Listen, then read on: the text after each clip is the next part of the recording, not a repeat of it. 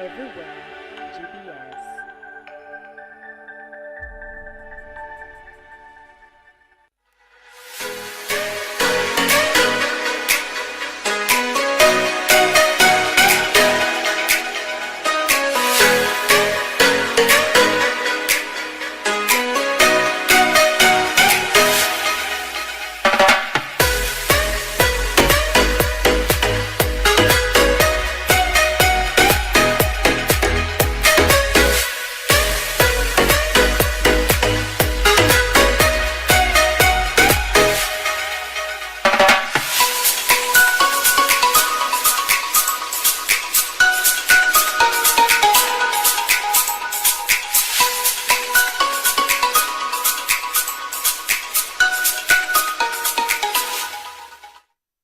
Ama kwa hakika karibu mtazamaji wangu wa GBS TV. Mimi naitwa Ivan Kibe. Tangu tuachane Jumatatu iliyopita na rejea tena na swala nzima. Kumbuka tumekuwa tukizungumzia kuhusu changamoto za elimu dhidi ya watoto ambao wasiojiweza. Na leo tutakuwa tunazungumzia mengi wanafunzi hao wakati mwingine wanapitia changamoto zipi kuwafikia ndoto zao maishani. Kumbuka kwamba kila mtu ako na hatima yake. Kama umeweza kufanikiwa afikia hatima yako, shukuru Mwenyezi Mungu. Kuna wengi bado wanatafuta, kuna wengi ambao ni wanafunzi kabla ya kucomplain ya kwamba maisha ni magumu. Kumbuka kuna mtu angetaka kufika mahali umefika. Hilo si hoja. Hoja ni kwamba leo tunazungumzia kuhusu elimu. Pale mashinani tutakuwa tunazungumzia mengi. Ndani ya studio niko na wageni ambao wanafahamika. Stella Kwamboka, mwanafunzi katika chuo kikuu, na pia niko na rafiki yangu ambaye anafahamika kama Oscar Opondo. Watanisaidia kufanikisha mazungumzo haya. Na huwa nasema wakati mwingine ni vizuri pia kupatia wanafunzi nafasi wanafunzi nafasi wajieleze, waseme ni wapi wanafinyika kama wanafunzi. Wakati wetu tukisoma ulikuwa unashinikizwa kusoma ile kitu mzazi anataka. Ile taaluma mzazi anataka, lakini siku hizi bado kuna hiyo kasumba ya kuambia mwanafunzi asome chenye wewe mzazi unataka. Hilo tutakuwa tunazungumzia pia, na kwa hivyo sina mengi ila tu leo ni tarehe 14 mwezi wa 10 mwaka 2024 nafungua ukurasa wetu wa GBS TV Jumatatu, na ningetaka nifungue ukurasa huu na rafiki yangu ambaye anafahamika kama Stella Kwamboka. Good morning. Good morning too. Habari yako? Mzuri sana. How have you been? I've been fine. I've been having a good year, a good week. Yeah, God has been great. We are coming to the end of, is it the end of the semester or the end of year? Which is which? Both. It's end of the first semester as well as the end of the year. Yeah. Okay, thank you. I would wish to give you just 1 minute to say hi to Kenyans who are watching us from different parts of Kenya. Welcome. Good morning, everyone. I'm good. I hope you are all well. It has been long. It has been a long journey. And all my gratitude comes to all of you Kenyans who have been there for us, and especially to those who have been for the youth by guiding us and mentoring us and being role models to us, because us as youths, we go through a lot sometimes. Others have the ability to speak out, others they don't. But to everyone out there who is for the youths, thank you so much, and Okay. God bless you. Thank you very much Kwamboka. Ndugu yangu, good morning. Good morning. Habari yako? Mzuri. Tupe jina lako tafadhali, unaitwa nani, unatoka wapi? Karibu ndugu yangu. Asante. Kwa majina naitwa Oscar Opondo. Nimetoka Children's Garden na nimefurahia leo kuwa hapa. Wewe ni mwanafunzi pia? Ndio. Okay, thank you. Ningetaka tuanze na wewe.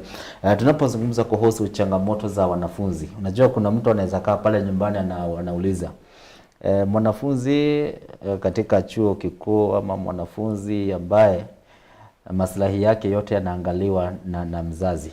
Hiyo kasumba ya kusema mwanafunzi hana changamoto yoyote. Hata ukienda katika ulingo wa kisiasa, nisikia majority leaders siku moja akisema ya kwamba hawa wanafunzi ama vijana wanaandamana wakiwa wameshika ni iPad ama ni nini?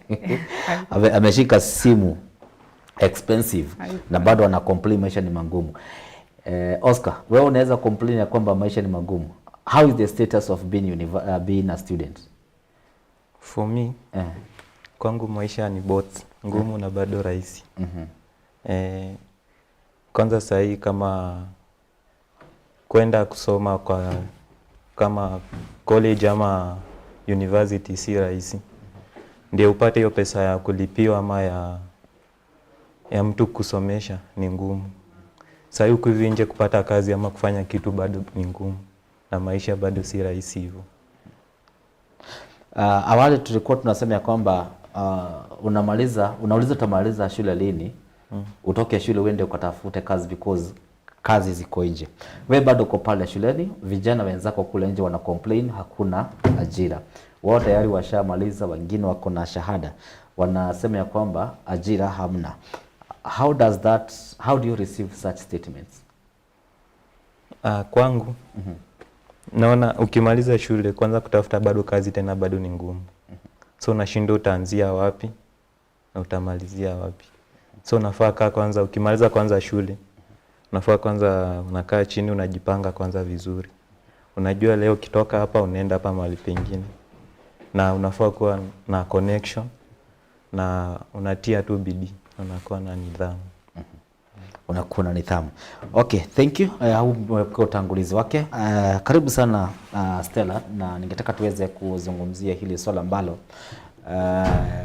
the funding imekuwa too much expensive kama anavyosema kwa kule nje. Wale tutangulia hapo awali walikuwa wako very sure hata kama nimetumia 100,000 kila mwaka kusoma, but at least I'm very sure the opportunity ziko pale nje. Currently ukizingatia jinsia ya kike, the opportunities, equal opportunities. Unasikia watu wakisemaje pale nje, na pia wanafunzi ambao mko nao pale shuleni unasikia wakisemaje kuhusu opportunities? Thank you so much for the question. According to my experience, I believe right now the government has emphasized on their third rule, whereby in every 3 they're supposed to be 2 male and 1 female. And I believe that according to my career, law is huge, it's broad, and it's high time for the youths to start depending on themselves, to not depend on being employed by the government. Like right now, opportunities are wide out there, especially now that we have technology, we have AI, we have machine learning. Youth should take that opportunity to empower themselves and learn how to create their own jobs, like self-employment, because most of youths have ended up being depressed. Others have ended up falling into drugs because of depression due to lack of opportunities. And I would like to encourage all the youths out there, for us to face this challenge of employment, we need to come out of our comfort zones and think of sending ourselves out there, coming up with great ideas, supporting each other, and through that I believe that all of us are going to get job opportunities. Yeah. Maybe I would wish maybe to get your backgrounds, both of us. Ningetaka maybe kujua tunapozungumza na wanafunzi ambao wako vyuo vikuu, maybe their background, because sometimes we only recognize those who have make it just because they have passed through the universities. Others didn't make, and sometimes those who did make to university, they have been termed as a failure. But before we come to that point, can we get your background? When you see where you are today, when you see where you are yesterday, how is your background in terms of education? In terms of education, I can say I've come from far, and it's by God's grace. Stella is a child, or I can say is a girl who has been raised up in a children's home, from children's garden, home and school. And I used to live well back at home since I was born up to when I was in class 8. By then it was not grade 8 like now. And life just changed suddenly, and I ended finding myself in a home. It was challenging, but life has taught me how to be resilient and how to adapt in new lives, in new ways of sustaining yourself. I ended up in a home for my whole high school education after I lacked funds for going to a better high school where I was called in Chuka Girls. But due to poverty, due to lack of enough school fees, I was taken to a home. I got a scholarship by the director of the home.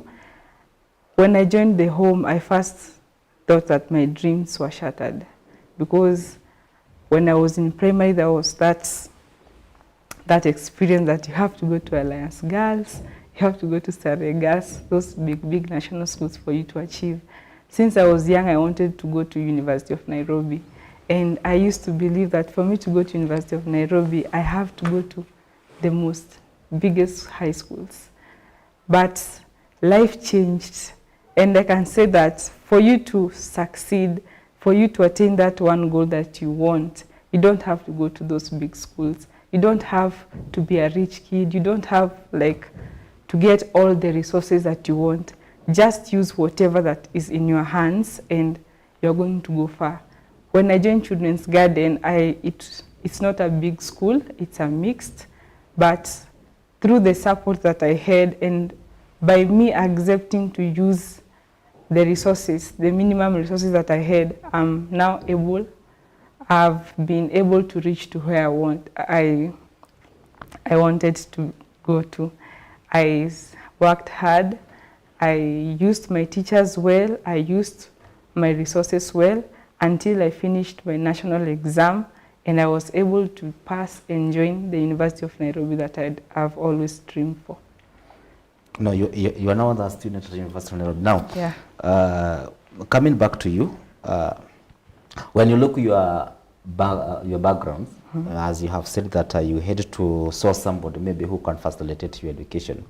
When you look back, when you flashback, what precedent that your background may be set for your life?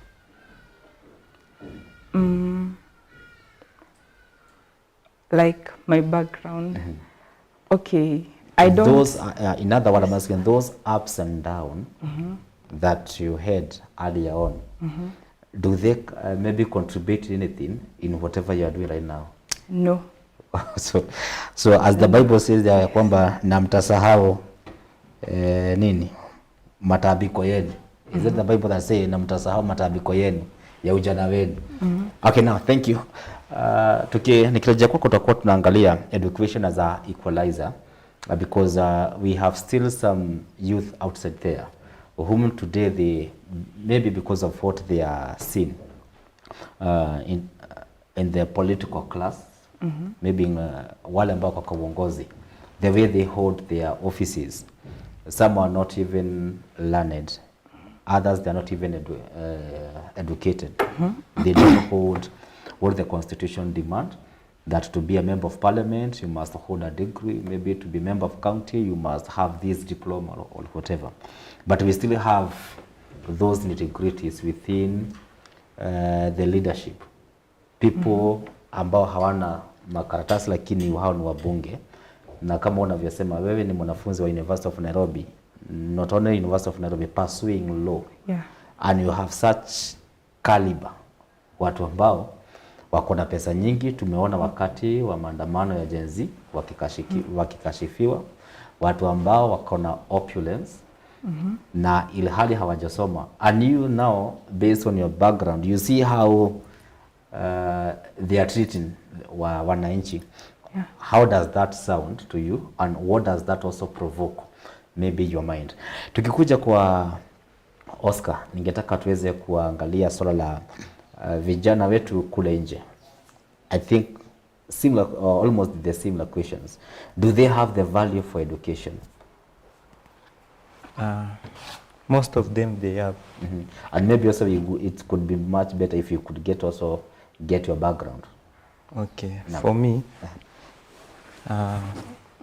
mi nimeraiziwa kwa home since I was a child. Hata sijui vile nilijipata hapo. Nikasomeshwa nursery hizo, primary hadi secondary nikamaliza. So your life from Ukiwa mchanga kabisa, you have raised from children's guardian. Nikamaliza secondary then nikakaa kama few months, nde kukakuja mgeni, yani mzungu. Akaongea na Dhidi, tukamtembesha, nikamuelezea life history yangu. Then nikamwambia nataka kwenda shule kusoma about animation na video editing. Akasema ni sawa, ndio sawa, nikajoin na college.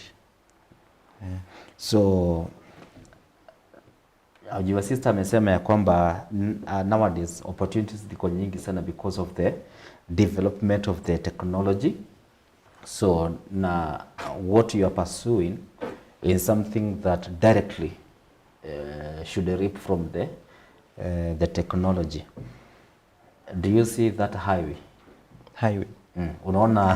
Unaona hiyo njia ya ambao umepitia kama njia mwafaka ya kitega uchumi, yaani mahali panaweza kupatia ajira? Naona as long as nitajituma na nitatia bidii, nitapata mtu wa kunisaidia.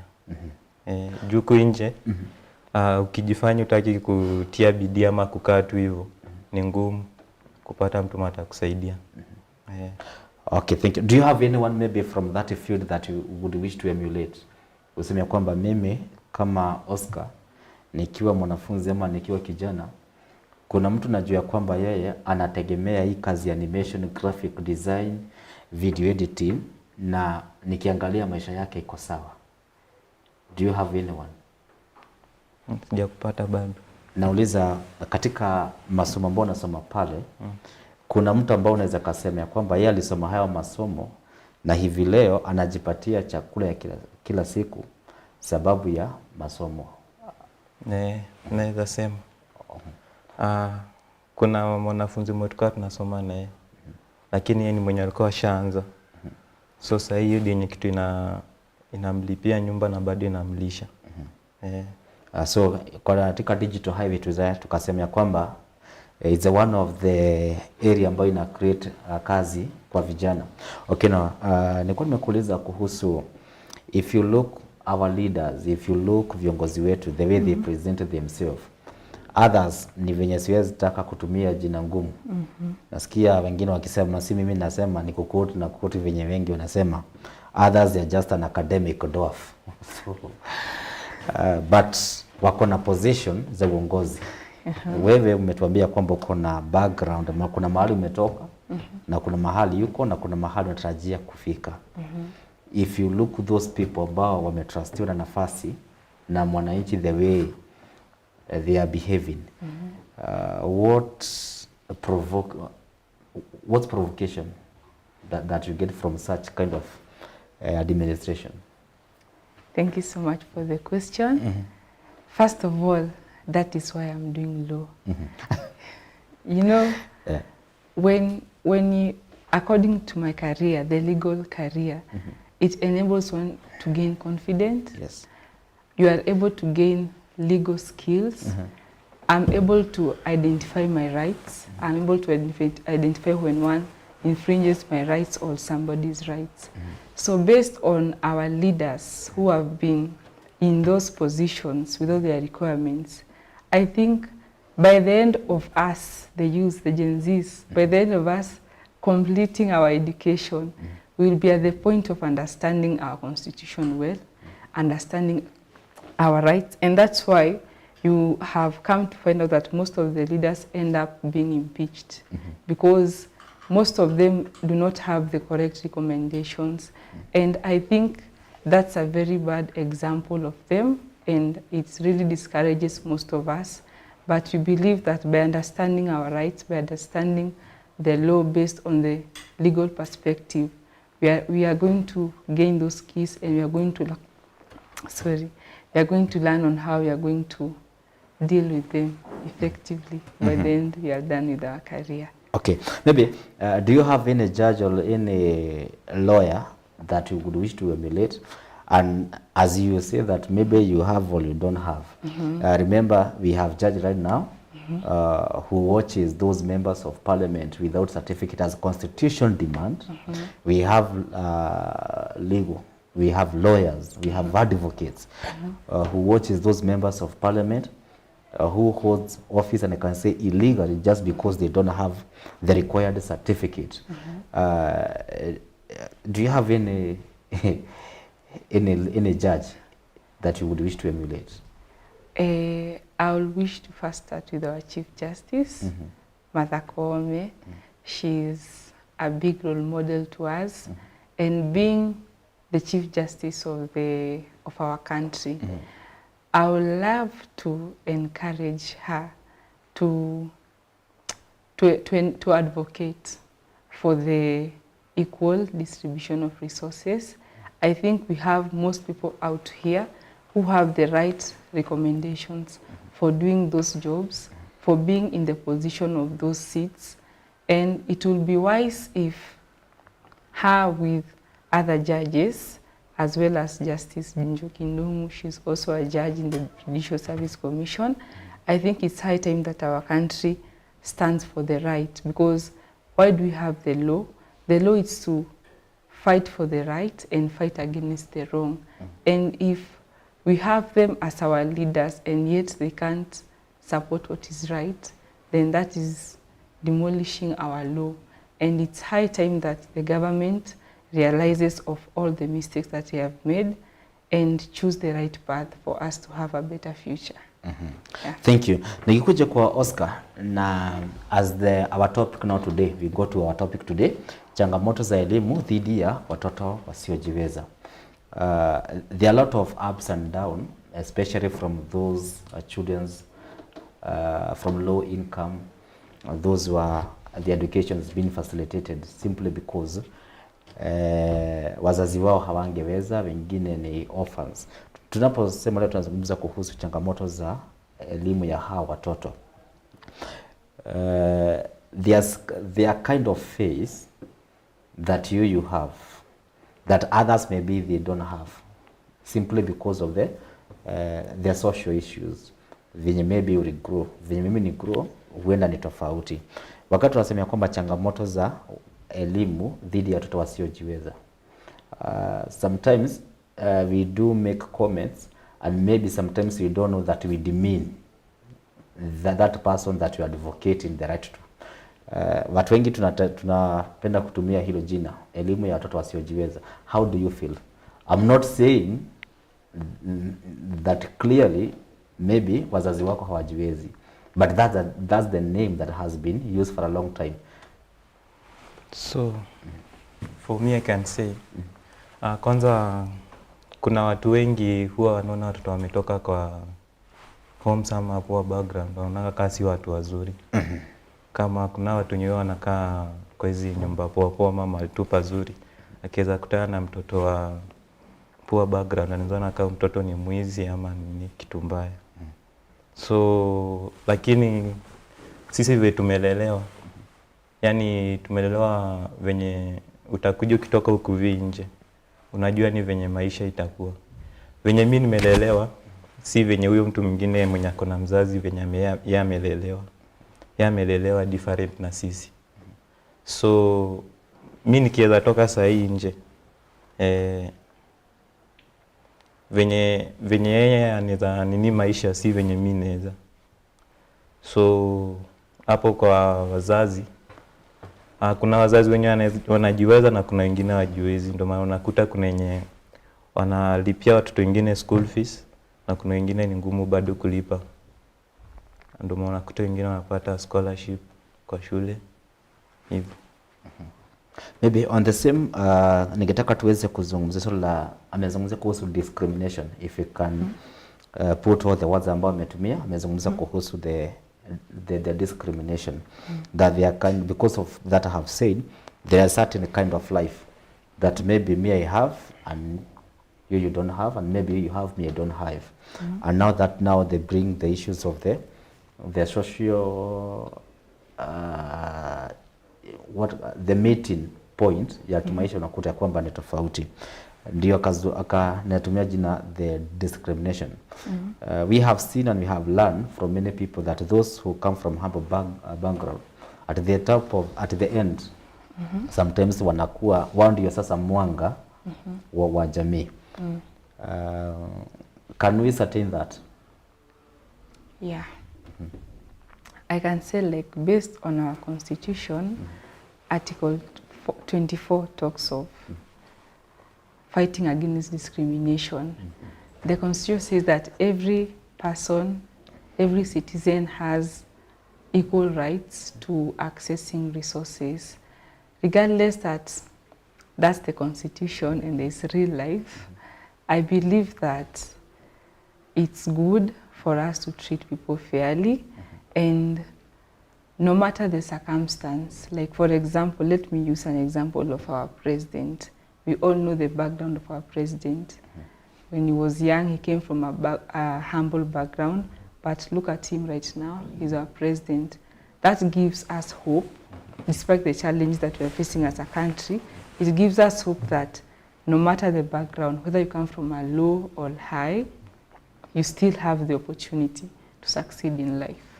Yeah. Okay, now I would wish to talk about the mobilization fund, how we are pooling the resources, maybe to the children or to the students. If you look the current proposal of a special committee ambayo ilikuja na njia mpya ya serikali kufund elimu kwa wanafunzi yenye tulikuwa tunaita HELB pale. Utakuta kwamba kuna the forward, kuna yule mtoto ni purely orphans, kuna yule ambaye kuna wazazi lakini hawajiwezi, na hivyo hadi the band 4.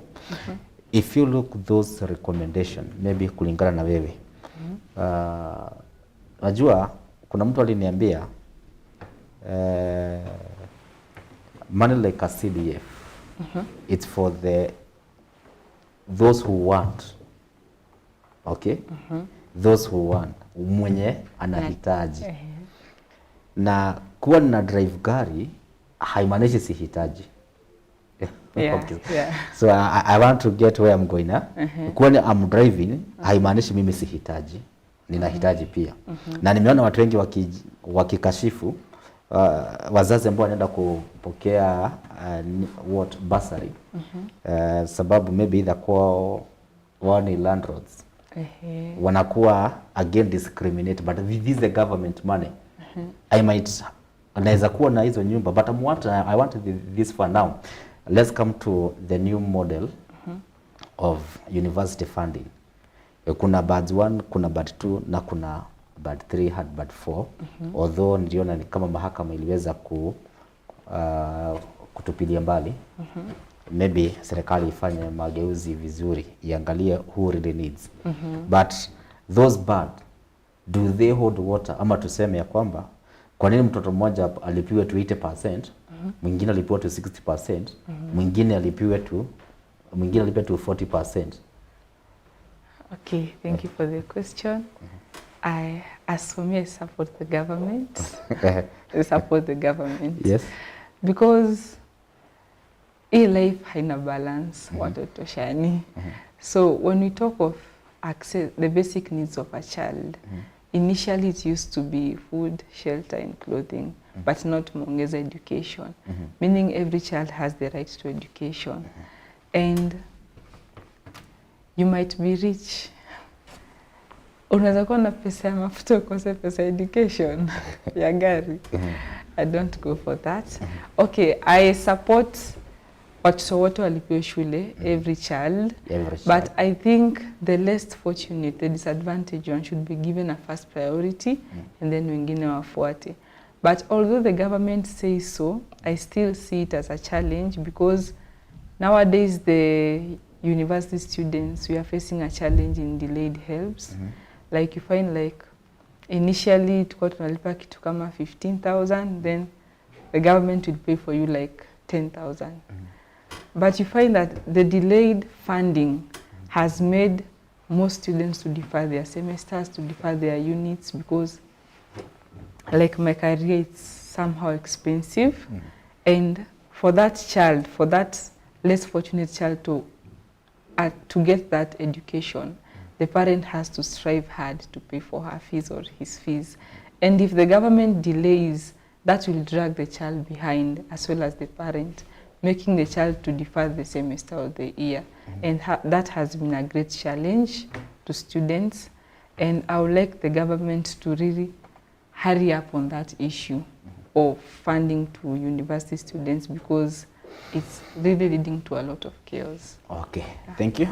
Mwelekezi wangu anasema tuchukue short break moja, turejea na mengi zaidi, na tukirejea tutakuwa tunazungumzia nao the issues of the equitability pale mitaani. My good friend amesema pale, sometimes if you come from those humble background, the community and sometimes those in authority, maybe police, they also sometimes see you as the first suspect of anything happen. Tutakuja kuzungumzia hilo, tuarejea na mengi zaidi. Hii ni GBS TV Jumatatu. Naitwa Ivan Kibe.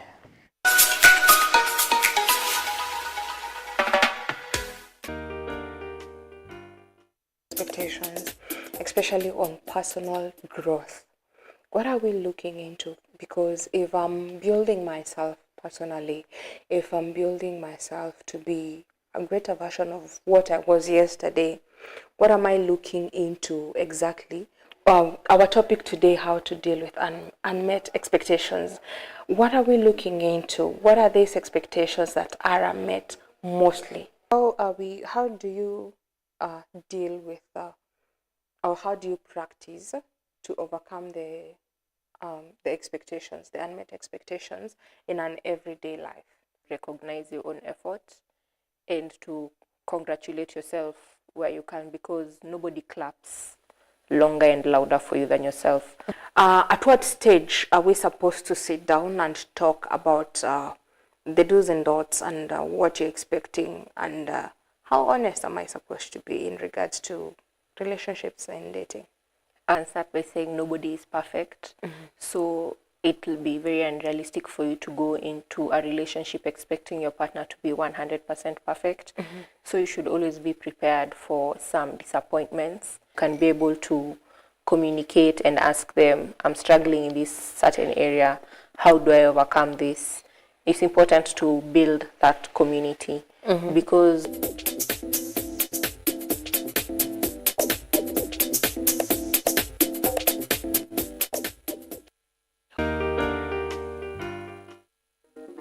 wanasema afadhali nililie kwa Range Rover na nicheke kwa baiskeli. Ndio hiyo sasa. So ukisikiza wengine wanakuanga ni uongo. Wanataka kukuonyesha ni pia pressure. Mimi siwezi fanya, siwezi amka, akikuja late siwezi amka nimpatie chakula, siwezi fanya. That is a friend of mine aliniambia yeye bwana yake ni mtu wa kununa. Ana jam sometimes sijui anaweza maybe ameboeka huko kazini, akikuja kwa nyumba amejam tu. Mtu hata labda akulangi kama mzee ajengia kwa hiyo nyumba. Labda akulangi ama akisikia tu mlango ndio hiyo imeguzwa ako chini. Hapo kutuitiwa unapelekwa mahali unaanza kuchapa mahesabu yako. Hii pesa ingelipa school fees. Tungenunua vitu zingine tuongezee kwa nyumba. Then naturally hawajaomba watu wa kupayuka, si kama sisi. Na the more unakaa na mtu unakaa ukijua this person akiwa real ama akiwa na pressure fulani. Bwanake mali ameajiriwa kazi, bosi wake ni sugar mami wake. Alafu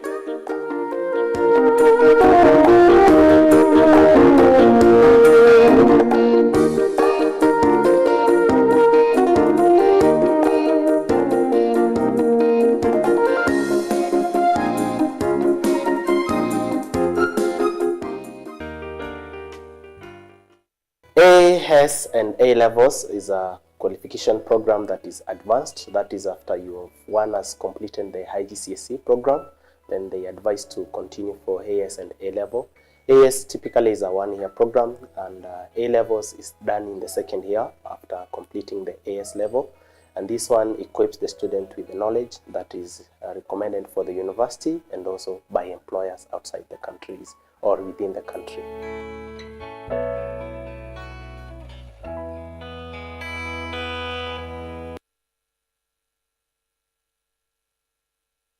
GBS.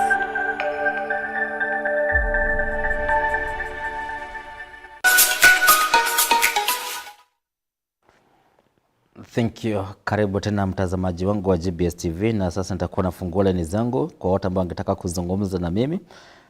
Nifungue ukurasa wangu wa Facebook, tafuta Ivan Kibe, bonyeza like, niachie swali lako pale. Alafu pia kwa wote ambao wangetaka kuzungumza na mimi kupitia ukurasa wangu wa Facebook, that is GBS TV. Ukurasa huo kwa live, Twitter pia, kurasa zote zinafanya kazi.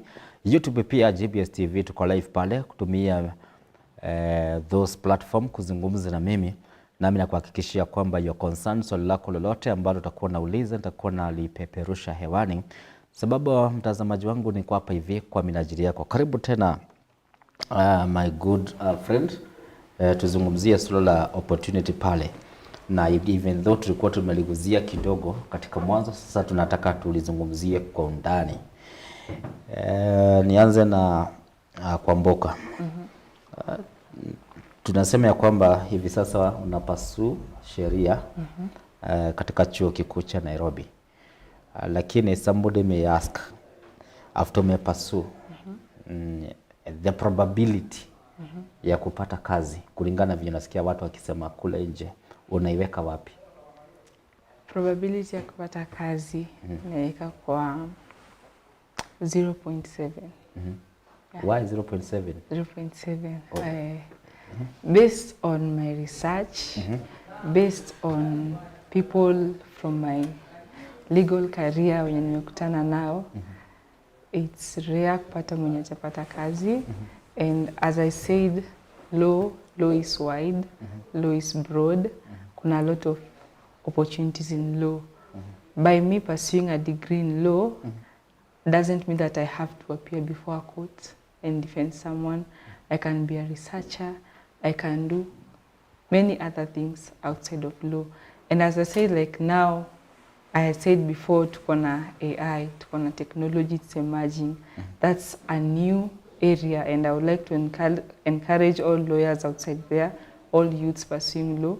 That's a new field, and ask us as lawyers, you are the one to set out the law based on technology. So it's our responsibility, or I would like to encourage all of those lawyers outside there that we should rise up and figure out on what to set, because this is a new field in technology. Also, data, in database science, it's also a new field. And on law, you can work in a law firm, as well as you can start your own law firm if you have the resources. And as well as you can also work for someone, but I don't encourage for that. I encourage for self-reliance. Just go as yourself, be you, and come out with something that is going to help in the society. Yeah. Okay, thank you. So kwa hivyo unasema kwamba the opportunity ziko mingi, ni vijana wataki kufungua macho waone. Yeah, like for example, I can give an example, like look at the sky. The sky at night iko na a lot of stars, very many, but there is no single day utapata 2 stars zimepitana ama zimeguzana. That's same to us. The world is big, and I believe tuko wengi, but as much as tuko wengi, I believe each and every person ako na opportunity yake kwa dunia. It's us to come out of our comfort zone and look for those opportunities. Okay, thank you. I like the way Kwamboka unaileta in terms of the legal perspective. But now mnasemea kwamba all these jobs zote kama na kunukuu vizuri, they synchronized to one platform, the digital highway. Our friend pale ako kwa digital highway, ako katika masuala ya IT ama mambo ya kidijitali. My brother, do you see that you will be able to accommodate all those opportunities ambao hawa wanahitaji, sababu wote watahitaji your service, sababu sasa hiyo ni area yako? Are you ready for that? For me, I'm ready, but inalingana ni mtu mgani unafanyia kazi. Juu si kila mtu anaweza penda kazi yako. Kuna wale utawafanyia hivi wakujaji vibaya, na kuna wale bado utawafanyia hivi wakujaji bado vizuri. Sasa inalingana ni mtu mgani unamfanyia kazi. Ningetaka kwanza tuweze kuzungumzia changamoto ambazo zina revolve maybe in your area, sababu I remember kuna bill ambayo ama kuna sheria ambayo ilipitishwa kupitia bunge la kitaifa ambayo inafahamika kama Computer and Cyber Crime. Computer and Cyber Crime, I think 2020 or no 2019 or 2020, I'm not sure the year, but I know there is a Computer and Cyber Crime ama computer misuse. Na ukiangalia most of area ambayo the computer misuse inatumika sana ni kwa masuala na animation. So I don't know, what do you think we should do maybe to limit easy animation? Unaweza kuta even Kibe mwili ni mwanaume lakini depend on how people wana ni perceive kule kwa community. Kama wananiona mimi mtu moshene, wananiweka kichwa ya mrembo. So how do you deal with those? How do you deal with those? In kama kwa hizo we have a different apps. Oh, okay. Like in animation we do use we have Adobe Premium hizo na Adobe Characters. Like we mtu anatengeneza dataamua kama atakuweka kichwa ya msichana ama mwanaume. Anaweza amua mwili kuwe different na kichwa. Anaweza amua hadi kubadilisha hadi sauti. Anaweza amua uongee kama dem ama boy. Maybe do you feel that that computer and cybercrime ama misuse kuna venye inaweza kulimit you, because you may do it for fun, you just want to come up with a video that you would wish you are funny, and along that video circulate that how you that when you get money. Do you feel that we need to revisit that computer and misuse, tuondoe hiyo sheria ama ifanyie mabadiliko, not to limit you how far you can edit something, how far you can deal with the videos? Hiyo inalingana. Kwanza ukifanya kazi mbaya, ati kwanza ukiekea mwanaume kwanza umwekee sauti ya dem, hiyo kwa watu wengi wanaweza kataa. Juu hiyo ni kama kuharibia mtu jina ama kumharibia nini yake. So ukianza kufanya kazi yako, kama ni kuedit ama kufanya vitu zako, lazima ukuwe keen. Kama ni sauti unaweka vizuri, kama ni hizo vitu zingine zote unapanga vizuri. Hata mtu mwenye atenda kuocha ama juu ukimaliza lazima utaiweka on air. Iende mahali pote. Mahali uteka mtu matenda kuocha atajua hii sauti ni ya mwanaume na huyu ni dem. But I don't know, maybe wakija pata watatusaidia because sometimes the law contradict. There's that the aspect of the criminalizing some of the videos kupitia computer. But at the same time you find that sheria inasema huwezi kustaki mtu sababu ya defamation. So where I like what you have talked about, defamation. Yeah.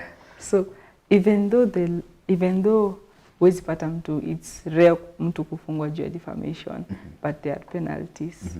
Like you have to pay for the damages, for the compensation. Yes. So I will say, based on my colleague here, Oscar, on the animation. And we are not talking about Oscar, we are talking about now the field. The field, based on the field of animation. I would like to say that, according to me, the law should not restrict them ati wafike a certain limit, huwezi pitisha hii limit, but they should do the right thing. Like yenye umesema kuwekea mtu sauti ya mwanamke na ni mwanaume. Yes. Ethically it's wrong. It's wrong. So I think the law should set out principles and rules to, even though how restricted from what they are setting out in air, they should set out what is right, what can be watched by anyone, whether ni kids, whether it's adults, what is acceptable by the society according to our norms, and not what is wrong. If it's based on defamation, I don't go for it. You don't go for it. Yeah. No, in the next 15 minutes naona muda wangu umekimbia sana, tunapomalizia mazungumzo yetu haya ukurasa wa kwanza. Ningetaka tuweze kuangalia the impact of the children's home in our society. Bear in mind that I'm having you too, and your education has been sponsored by the children's home. Now, in government, I don't know whether we have a specific case, maybe that we can say that this child is being educated by the government from the scratch to the university, and then from university at least the government to make sure ya kwamba huyu mtoto amepata ajira as compared to the private institute. But now, because the government always says that I am aware that there is a funding for the people, for the orphans in the government school, but what I'm not sure is maybe the positive cases that the government do records that we had this child from zero, maybe from the tulipata akiwa na mwaka mmoja, and then sisi kama serikali tukalea, tukaeducate, alafu tukampatia kazi, then integrate back to the society. I think ningetaka tuweze kuangalia now the impact ya children's home. Maybe ningetaka nianze na my good friend there. Na I think my opening in this will be maybe in your lifetime. Have you umekutana na mtoto ambaye ama mnasoma na mtoto ambaye mwajikuta kwa field moja na mtoto ambaye ako purely educated by the government? Mwenye asomeshwa na government. Maybe alichukua kwa kwanzia siku ya kwanza primary yote, high school, na sasa ko. Do you have such cases? For me wenye niko nazo sijaona bado. Lakini kuna wenye government we inaleta kwa home. Ikiwafikisha tu hivi kwa gate wamlete kwa ofisi, kutoka hapo wanaachia director. Alafu wanatoka. Okay. Maybe tukomea hapo tukuje kwa my sister. In your lifetime, sababu kuna billions of money ambazo huwa zinatengwa, na maybe ingelikuwa vizuri sana kama the sector ya elimu inapata haya majibu, sababu inatenga fedha za watoto ambao inawaita orphan. Kuna hiyo shule ya serikali. Do you have a recorded case? Do you know any mtoto yote ambao alichukuliwa na serikali akaelimishwa from nursery all the way to primary, high school, na sasa mumepatana ya university despite of the money ambazo serikali inatenga kwa watoto hao? Currently, no. I've not met any. Yeah. Okay, now, where do you think these billions of money go if we don't have wanafunzi? If the government can't give us maybe and say this, in this year 2014, on this 2024, how ndio watoto ambao tumeelimisha from nursery to university? Kama hatuwezi tukapata hiyo record, so where do you think the money goes? Okay. I can say based on the money set for educational purposes, the government has that mindset of we have free primary education, but that is for public schools. And then from high school, some, I can't say it's most, some get bursaries for high schools. And then after high school, going to universities or college, we have the HELB, of which in the past years it was running smoothly. I think 70% was running smoothly. But currently, right now, we have issues with the HELB. We have issues with the bursaries. Kids are having challenges. Education have been a major challenge in our country. And I think the government should try to explain to us where the money is going, because we can see parents outside here begging for bursaries for their children. We can see comrades in universities dropping out of school due to lack of help. So the government should explain to us where the billions of funds are being taken to. Yeah. Thank you for joining me to ask that question. The government should tell us specific. Even I didn't want that for help, free primary education or whatever. I was specific asking the billions that are set for orphans, because every year hatukosi pesa ambazo zinatengwa kwa hawa watoto. Lakini pia mimi ambao kwa miaka ambao niko nayo sijakutana na mtu yoyote ambaye amesomeshwa na serikali kuanzia 0 year ama tangu azaliwe until akapata ajira. Sijai kutana na yeye, and maybe siku moja Mwenyezi Mungu atanijalia.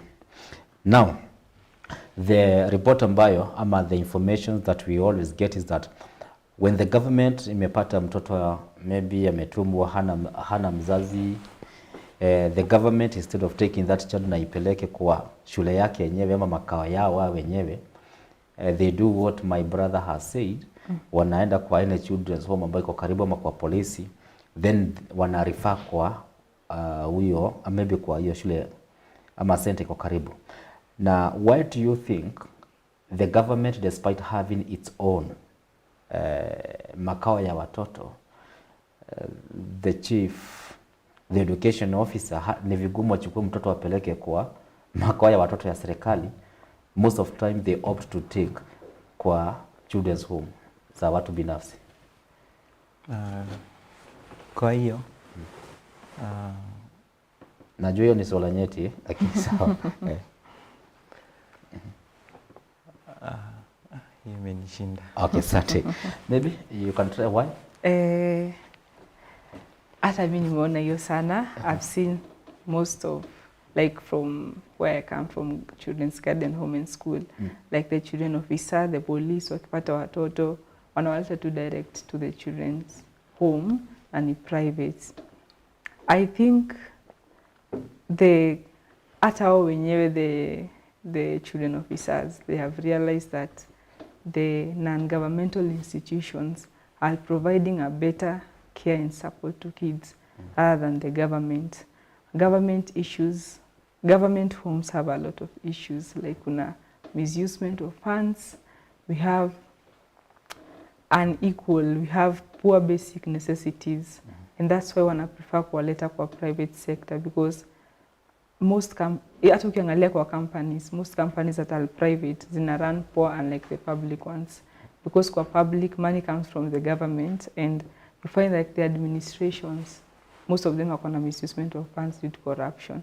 But under private sector, you find that the director is strict. Most of them, they are strict, and it's because the money is gotten in a hard way, and they have to follow up for the kids, unlike the government where hakuna mtu anawafuatilia. Yeah.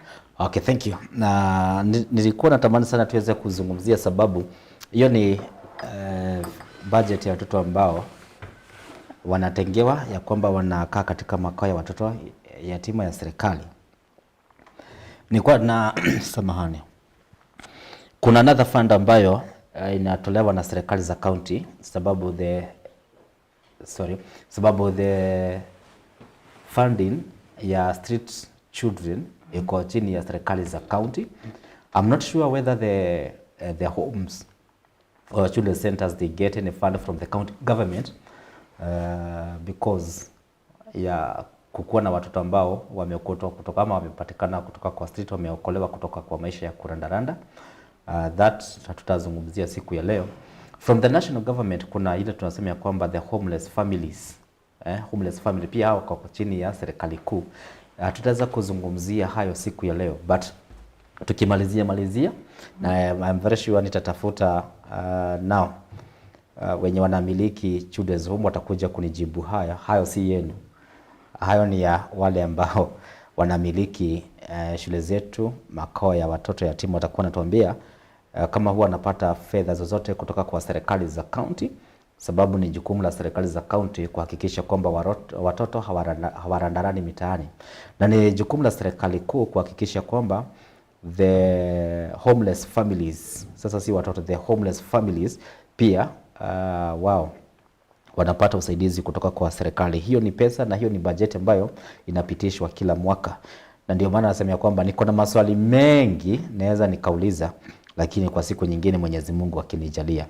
Maybe tukimalizia, as you said ya kwamba from your lifetime maisha yako imekuwa chini ya uangalizi wa Children's Garden. What will be your message to the government first, and then what will be your message to the Children's Garden? And also, if peradventure God bless you, and I know God will bless you, how will you give back to community? Maybe naweza nikupatia 2 minutes. Asante. Kwanza ningependa kushukuru Daddy Moses kwa kuniangalia kutoka nikuwa mdogo hadi sasa. Sasa nikiweza pata kazi naweza rudi kusaidia wale watoto wengine. Juu hata sahii kwa shule mimi ndiye huwa nasaidia kuunda hizo computers na bado huwa nawafunza kompyuta. So sahii nikiweza pata kazi bado naweza kuja kuwatembelea na bado kuwasaidia. Na bado nashukuru kila mtu na bado najua maisha si rahisi. Sana lazima ning'ang'ane nifike hapo hivyo juu. Asante. Thank you. Of the same. First of all, before I thank anyone, there was this motion that was going of closing children's home. The parliament was saying that children's home are meant for business and not helping the kids. As a lawyer to be against that motion, and I would like to say that children's homes have a lot of meaning, a lot of importance to the society. Kids, most kids kama si homes, hawangekuwa mahali wamefika. And if you check of the products of children's home, they are of very great importance to the society and use. Like, the government should first consider those on the streets, because even though we have them, there are still children in the streets who are also struggling. They should first consider them before going into the motion. I would like to thank Daddy Moses and Mom Sylvia for all the support that they have given me. They have supported me for the last 6 years. And if it was not for them, Stella angekuwa mali yako saizi. Maybe ningekuwa a house girl somewhere or working in the rurals. But walinisaidia, I joined school, and right now they are still supporting me in my campus education, and I just promise them that I'm going to do my best and make them proud and be someone who is of need to the society. And if I succeed in life, for me to give back to the society, I think I support those vulnerable kids in society. We still have more orphans. We still have kids who have been left by, they are either single parents or they have both parents, but they don't have the enough resources, especially to sustain their education. And I'll try to help them. And if I succeed to attain my law degree and have a career in the Constitution section, I'll try to fight for their rights and at least help to insist the government to provide enough funds for the kids, especially in education. Yeah. Thank you. Naomba mwelekezi niongeze dakika moja pekee. Now, tukitoka hewani, maybe tunapotoweka ningetaka tuambie katika maisha yako yote, maybe from the street, maybe to Children's Garden, maybe tell us one of your most embarrassed moments. One of your most embarrassed moment. Yani jambo ambalo limewahi kutendekea mbaya zaidi maishani mwako yenye hutawahi sahau. Mimi ni yenye nishaijipata kama nimelala tu kwa barabara, kama nimefunikwa. Then nikajipata sana nimeletwa na children officer kwa home. Ile kitu yenye siwezi sahau. Thank you. Also give us your best moment in life. Jambo ambalo limewahi kutendekea yenye hutawahi sahau maishani mwako ni gani? Ni hiyo kupata mtu mali nisaidia na saa hii niko uhai. Kama si yeye singejua mali ningekuwa saa hii.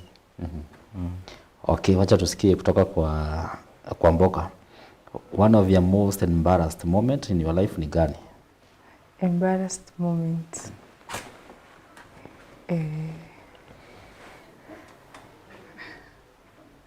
When I thought my dreams were shattered after nilikosa njia za kujoin high school.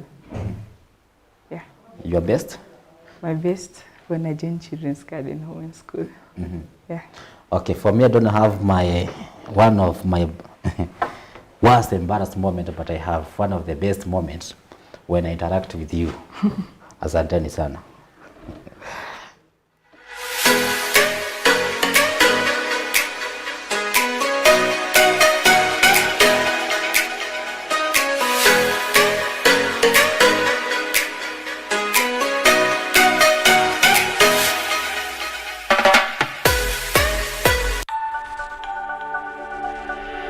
everywhere GBS.